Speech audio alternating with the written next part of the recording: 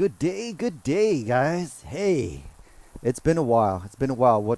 It's been about what, 3 days since my last video?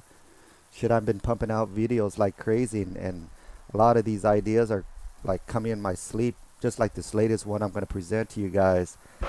I had this really nasty dream last night. I got a phone call from my 400-pound ex-wife, and she wanted a ride somewhere. So me being GXBOB, nicest guy in the whole entire world, said, yeah, sure, why not? So I went and picked her up, and I kid you not, her 400 pounds took a beating on my GX460, and I got a flat tire, my front right tire, right? So I went out, took a look at it, and I'm like, damn, what you been eating, girl? How many buffets you been hitting? Well, anyways, that's a different story. I don't like talking shit. Anyways, I go and change my flat tire, right? I'm out there jacking it up and taking the tire out, and I find out that shit, it's one of those cuts on the sides where you can't really fix or repair. You got to buy a new tire. So the only way to do that is I got to go drive it to the nearest tire shop. But let's say it's 2 o'clock in the morning and you don't have that. You don't have that luxury. So you're going to have to get down and dirty, get your Walmart clothes dirty, and go underneath your car and take out your spare tire. All you guys, your GX470s and 460s got this spare tire underneath here. When was the last time you guys checked your spare tire? I swear to God, when? For me, I'm going to say 2 years ago. I don't remember. I don't check spare tires. But let's just say, for the first time, you checked your spare tire, and guess what? You got about 12 pounds of air pressure in there. And that ain't going to get you very far, especially if you're in the middle of desert, and there's like a motorcycle gang on your tail, and they're going to butt rape you if you don't get you and your 400-pound ex-wife out of there quick, right? So how do you take care of your spare tire? How do you maintain your spare tire? It's not a thing that you typically or normally do. It's not regular maintenance, right? Per se, it's not an oil change where you check it every 5,000 miles. You just check your spare tire every time, God forbid, you get a flat tire because you have a 400-pound ex-wife, right? So I know most of you guys are gonna probably go out tonight or tomorrow morning and go check your spare tire to see if there's enough air pressure. And what you're gonna find out is your spare tire, the valve stem is on top. Meaning if you get underneath your car, you're not gonna see your valve stem.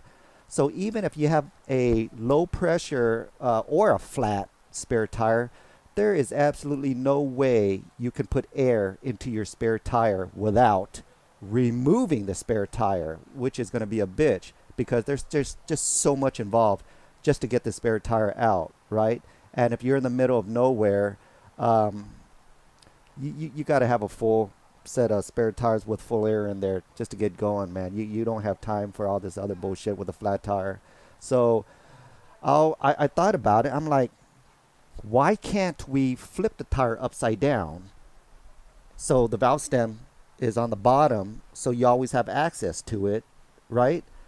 But the way that the chain jack works, it has like a little hook that hooks inside the center cap that brings your spare tire up. Is the full size spare tire. It brings your spare tire up. So if you flip it upside down, it wouldn't work, for one, because it's just the way it's made. And number two, if you ever forget that you flipped it upside down and you decide to drop your spare tire, you are going to dent your rims because the metal piece is sticking out. You're going to drop it onto the concrete floor and you are going to dent your rims if you don't remember that you flipped it over. So I have a solution, guys. The solution is in this bag right here. I'm not going to go ahead and bore you guys with the whole installation process. You guys can stay and watch me install this, but I'm going to just show you right up front right now what it is. Because our valve stem is on the top of the spare tire, and if you crawl underneath your car, you're not going to be able to see it. So the only way to solve that is to have an extension valve stem that is going to extend from your valve stem, your hidden valve stem, and it's going to stick down like this. It's got even an angle piece right here if need be, right? It's going to stick down, so this is just going to be dangling down, right, from your valve stem on the top. So whenever you need to go to the gas station to fill up air in all four of your tires, you might as well just make sure the tire pressure in your spare tire is the right correct PSI. Also, take care of all 5 tires, not just 4, guys, because you never know when you're stuck in the middle of the freeway at 3 o'clock in the morning, right? You don't want that. You just don't want that, especially if your teenage daughter is going to a college party and going home drunk at 4 o'clock in the morning. That doesn't end up very well in the middle of the forest. Does not. So let's get to work. Let's drop the spare tire. I'm going to show you how to drop the spare tire. That's a video by itself. It's pretty fun. Let's go and get going.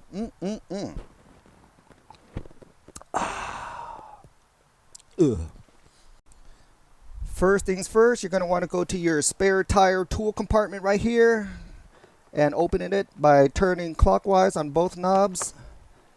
You guys ever watch the movie War Games where 2 people got to put in the keys at the same time and turn it at the same time just so we can blast our nuclear missiles and nuke North Korea? You guys ever see that? Yeah, same thing, same concept. Let's remove this, take it out. There we go. Here's our bag of goodies. Let me show you how to put this thing together. Okay, follow me guys here. You're going to take your tool box right here. You're going to have these 2 points. I'm going to point this towards us, okay, just so you know where everything is. First, we're going to grab our screwdriver here. This is a really versatile tool. It's a flathead, but take it out and it becomes a Phillips, okay? But for this job, we are going to use the flathead side. So let's go ahead and take these 2 bottom poles out, the very 2 most bottom poles out. Just use your flathead to dig them out, and let's set them aside. The next one you're going to use is this L bracket right here. Let's go ahead and pop that guy out. You got this L bracket, right? The L handlebar. Okay, now you're going to take the whole entire set and you're going to set it aside. You are going to use these 2 right here. And how are we going to use these 2? If you take a look, they're completely different. One has a male and a male. One has a female and a male. You're going to take the female and shove it into the male to make one long piece. Once you make one long piece, you are going to tighten this screw right here. Tighten this middle screw right here. Okay? If you can't tighten this by hand, you could take the L bracket. The L bracket also works as a tool because it has a piece of square right here. You can use this square to tighten this screw right here. Tighten it. There you go. It's tightened. Okay, so let me back up so you guys can see the whole entire tool at work. Okay, now you got this long ass tool right here. You're going to take this last piece right here and you are going to point this L thing away from the stick. Okay, once you point it away from the stick, you can go ahead and put it at one of the ends and tighten it with this screw right here. Just loosen it, put it inside. Okay, and now we're going to tighten it. So if you can't tighten it by hand, then go ahead and use the Phillips screw driver and tighten this end right here. There. Okay, now let's go ahead and stand back. You got a tool that looks just like that. Memorize it. That is what it's supposed to look like, okay? So where does this tool go? Let me show you. Let's take your flathead screwdriver and follow to the back of the car. In the back of the car, you're going to have a square panel right there. What you're going to do is take your flathead screwdriver, the flathead screwdriver, and you're going to pop open this window right here, just on top like this. Pop it open. Set this aside. I don't know if you could see it, but if you take a look inside, there's going to be a square notch, okay? For you to be able to bring your spare tire down, you're going to have to take this end right here, this male end right here, and stick it inside there. And I'm going to show you at what angle we're going to have to stick it in there, but let me go ahead and put it in there first. Okay, you won't be able to see because it's pretty dark and deep in there. Sort of like my ex-wife's vagina, but I'll save that for another story another time. But let me see here. Okay, there you go. It's in, right? Okay. I think it's kind of hard to see here. Okay, you guys, if you guys are working in poor lighting, I used a flashlight to shine down there, but I found the hole. That's what he said. I found the hole, and the hole is at a 45-degree angle. You cannot go in straight. The hole is at 45-degree angle, and it's not a hole, it's a square notch. This square male connector goes inside of a female square notch, okay? So what you want to do is, once you push your stick in there, you're going to want to spin this counterclockwise, okay? And this is the reason why I told you to get this handle and point it outward, because if you have it pointed inward, you're going to hit your bumper. Okay, so just spin it counterclockwise. While I'm spinning it counterclockwise, you're going to see the tire start moving down.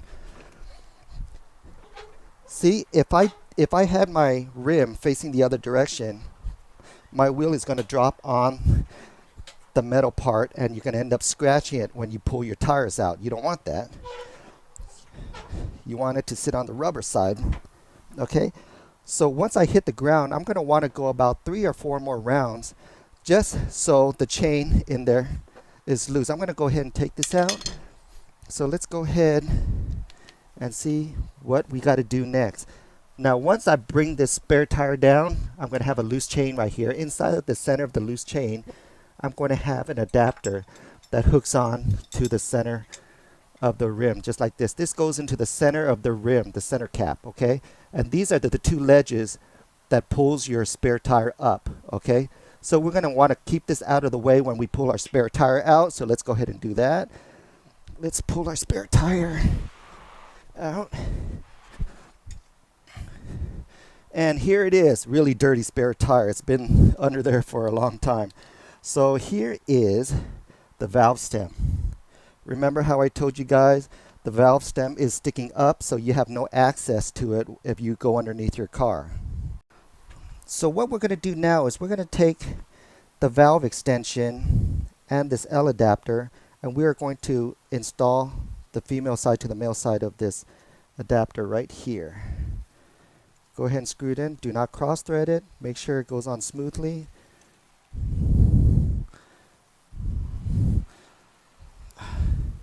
I would go as far as getting a pair of pliers and just tightening it up snug for another, I don't know, 1/8 more. Here you guys go. I got a pair of pliers. Go ahead and tighten it some more. There you go. Pretty tight. So let's go ahead and bring this to the car. See, it already has a valve stem cover for you right here, a cap for you. So that's good. Leave that on, okay? So we're going to take this and we're going to attach it to our spare tire. Now we are at our spare tire. Remove our valve stem right here. So what I'm going to do is I'm going to take this valve stem cover, since it's made out of metal, aluminum. I'm going to get rid of the rubber one because the metal one just looks nicer. Get rid of this cheap plastic one and put on the metal one. There you go. So I'm going to go ahead and spin this on there right now. But before I spin that on there, I'm going to want to make sure you don't cross thread it. Do everything by hand really nicely. You're going to hear air coming out. Tighten it until you stop hearing air coming out. That's when you got a good fit on you. I'm going to take a pair of pliers and I'm just going to spin it just a little snug tighter. Okay, you always want to come back to your spare tire like every oil change just to make sure. Check the oil, check the air pressure, not the oil pressure. I'm an idiot. Okay, now you're going to take the extension part and you're going to drop it down here. Drop it down. Okay guys, you can move this at any angle you want so it doesn't make a really bad bend. Okay, so go ahead and spin it and make this, and I'm going to show you how much access you currently have right now by lifting up the tire. Okay, Let's check this out here. If I lift up the tire, look at that. Now it's sticking all the way about 3/4 way down the rim, and I can crawl underneath the car and fill up air into my spare tire if I need to, without having to drop the whole entire rim. I mean, if you're going to drop the entire rim to change the spare tire, then you don't need this, but this is only for maintenance purposes, because every time when you fill up air in your tires, you always want to check your spare tire just to make sure it's good for a long road trip. Okay, so it's at a good angle right now. I'm going to leave it like that. Are you guys thinking it's going to flap in the wind or something when I drive? No, it's not. It's held pretty good in place, and this right here is all going to block the wind, so I wouldn't worry too much about it. So we're going to go ahead and put the spare tire back, but another good suggestion is to make this towards the back of the car for easier access. You don't have to crawl too far underneath the car. So what I'm going to do is move this, right, and keep your valve stems at 6 o'clock. So when you crawl under your car, it's like right there, right in front of you. You don't have to crawl all the way in there and dirty your Walmart clothes. You know what I mean? Okay, before you push this in, make sure you get this chain thing out of the way. You don't want to scratch up your awesome looking rims here. Okay, bring it back to the center. What you're going to want to do is take this and bring it back to the center. Okay, we're going to drop it in the middle of the rims. Now we can totally tell where the chain is falling inside the rims. You can see if it's totally centered. You see that, how the chain is off to one side? So from right here, I can push the rim so the whole entire chain is directly in the middle of the center cap, because when I start to turn my jacks clockwise, this whole entire thing's going to lift up. Okay, so let's go ahead and do that right now. Alright guys, I already got my jack stick in there. I'm going to go ahead and bring my chains up, but once it hits my rim, I'm going to stop to make sure that it's seated properly directly in the middle of the center cap, so it's not off to one side. If it's off to one side, you're going to bring your whole entire spare tire up crooked, okay? And it's not going to be secure, and when you're driving, it's going to it has a potential of falling off in the middle of the freeway. So once it gets up, see, right here, look, this is what I'm talking about. It totally went crooked and it fell off. Now it's off center, so I'm going to have to drop it again and seat it. You might have to do this a few times, okay? You might even have to hold the chain with one hand and get a feel for it while you use the other hand to spin it. Spinning it is not hard to do. There's really no pressure in spinning it, guys. It's really light. Okay, now that I used one hand to get a good center on the wheel cap, and I can feel it with my hand where it's at, I know that it's secure right now. Once it's secure, I can go ahead and bring the tire up. You guys, and here's a good tip. Once you get to the middle, you want to double check just one last time. Make sure it's centered. Okay, once it's centered, what I'm going to do is, because the last time I checked, my spare tire was rubbing up against my tow hitch receiver right here. So I'm going to want to bring it up, and I'm going to want to give it some clearance away from the tow hitch receiver and use my feet just to push it away from the tow hitch receiver. I don't want to scar up my rubber tires, you know me? Goodyear tires aren't cheap, man. Okay, make sure you got a good gap going. Make sure, double check one more time, you got good clearance with everything. And I sound like my 400-pound ex-wife, out of breath all the time. Okay, I got good clearance there. I'm using my feet to help me. Perfect, look at that. I'm going to show you in a bit. Okay, bring it up until it's snug. Once it's snug, you're going to want to stop. Okay, right there. Okay, take this out. Go ahead and put the cap back on. We're going to go underneath the car and take a look one last time. Look at the clearance now. Look at this clearance. Before, this whole entire tire was just like sitting right up at the tow hitch, and that was really bad. Okay, now if you take a look at my spare tire, if you guys can see, it's it's kind of pointed downward like that. That's normal, guys. I've seen so many GX460s, 470s. They are not perfectly straight. It's not supposed to be perfectly straight. A lot of them are pointed downward. That's just the shape of the back. That's all it is. Don't worry about it, guys. Okay. So let's. Oh, I forgot.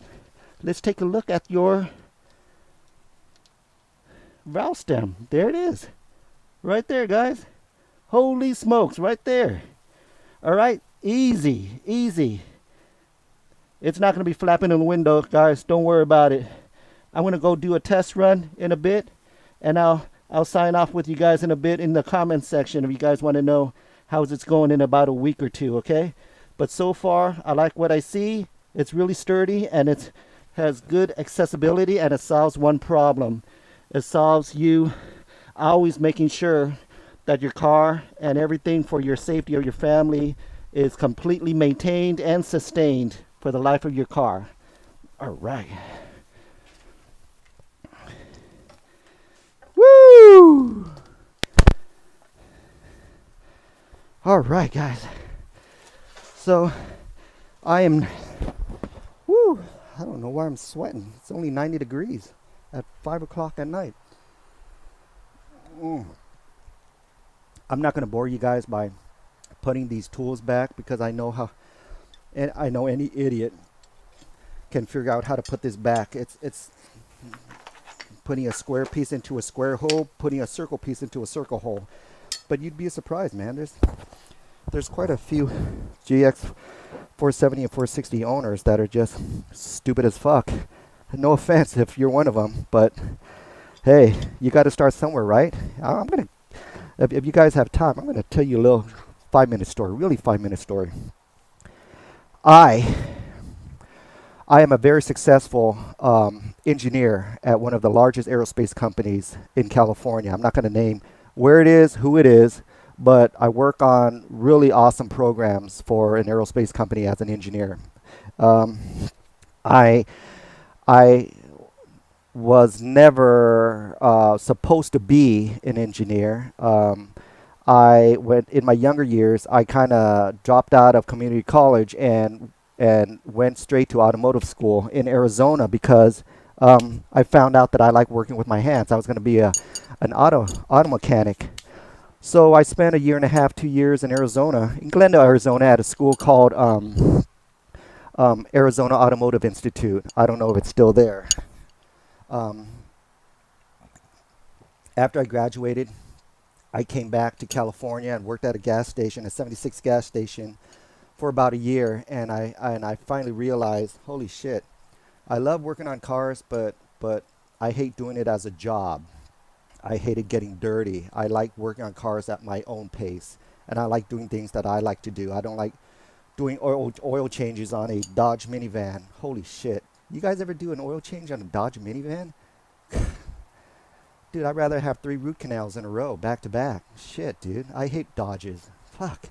Well, anyways, I found out that I really hated getting dirty, and I really hated working for somebody, wrenching and changing oils and changing flat tires and stuff, and that's all I did. They didn't really give me a real good statement of work there. They didn't let me do the big boy stuff only because I was brand new, making $9 an hour, which was decent at the time. So I did what anybody did. I went back to school, finished school, and I became an engineer, and I never looked back. But the good thing about going to college and doing stuff that you went to school for, but it's always good to have a hobby that is not part of your job. So when I run home, I work on my car. And when I go to work, I work on jet fighters and missiles and stuff. So I split the two. So I have a good quality of life. I have a good balance. And I get to do everything, make good money, and then at the same time do the stuff that I love, which is work on cars, work on things that I want to work on, like modifications and do it yourself kind of stuff. And I do it for my house too. I also have a lot of do-it-yourself videos for my Honda Civic. I use that as my daily driver. And I do a lot of do-it-yourself for the home, like fixing air conditioners, doing irrigations, doing hardwood floors and kitchen tiles and all that. The only reason why I don't add those to my GXBOB channel is because I could do that and have a larger following, right? And make more money than the $12 a month that YouTube gives me right now. But I realized the reason why I created the GXBOB channel, and there's a reason why it's called GXBOB, and it's not called home improvement. It's not called Honda Civics R Us. It's because I wanted a channel that is going to set myself apart from other do-it-yourself channels. If you notice, if you watch people like Scotty Kilmer and DIY Garage and stuff like that, and they're doing great work, right? But the thing is, they're doing everything and anything. So if you're a Honda, if you're a Lexus GX460 owner, you actually have to sit and wait for them to bring a GX do-it-yourself task, a project on. It's not always going to be every week or every day, because they're going to be working on hundreds of other cars. So it's just a guessing game. It's a lottery, right? So even if you subscribe and put on notifications for their channels, every time they finish a video, it's not going to be about a GX460 or a GX470. It's going to be about changing oil in a Mitsubishi Eclipse, and just one out of 6 months, it's going to be a GX470. I don't know, change your dome light LED or something. Something that's not far-fetched. I'm trying to be different and set myself apart from just doing transfer case oil changes like everybody else. I'm trying to think outside the box and find out how I can push do-it-yourself stuff for a GX460 and a GX470. That's why right now I am looking for a GX470. But if you go on OfferUp and Facebook Marketplace and Craigslist and I don't know, True Cars, if you go through all those channels, you're going to find out that every single GX is about $5,000 above Kelly Blue Book, and that's just minimum, right? I've seen them. I've seen ridiculous prices. I've seen $25,000 GX470s that are a 2003, which I thought was, wow, good luck to you, man. I good luck to you. Tell me how that sale goes, right? But that's where we are. That's where we are right now. There's a cult following for the GX. So if you guys have a GX, don't sell it. Don't get rid of it. Hang on to it. If you need another car, go buy another used car, but hang on to this. This car is a gold mine, man. There's a cult following. This car does everything. And it's under the Lexus badge. It's a Toyota 4Runner, for God's sake, but it has a Lexus badge. I mean, that's the best advice I can give you guys, man. That's why I've had 6 Lexus GXs already, only because I know it's a great investment. I don't buy BMW X5s. I don't buy Mercedes GLs. I don't buy, Porsche Cayennes, only because the minute you buy them, they drop like $5,000-$10,000 right off the bat. These guys, holy shit, price goes up and up and up and up, and they stay there, right? So hope you guys enjoyed this video. Okay, peace. Thank you for watching. All right, and I always look at your comments, even though 1 or 2 of them I might not answer because they're just really stupid. But they do make me smile, just so you know, they do make me smile. So thank you. Thanks. All right, we're out of here. Peace.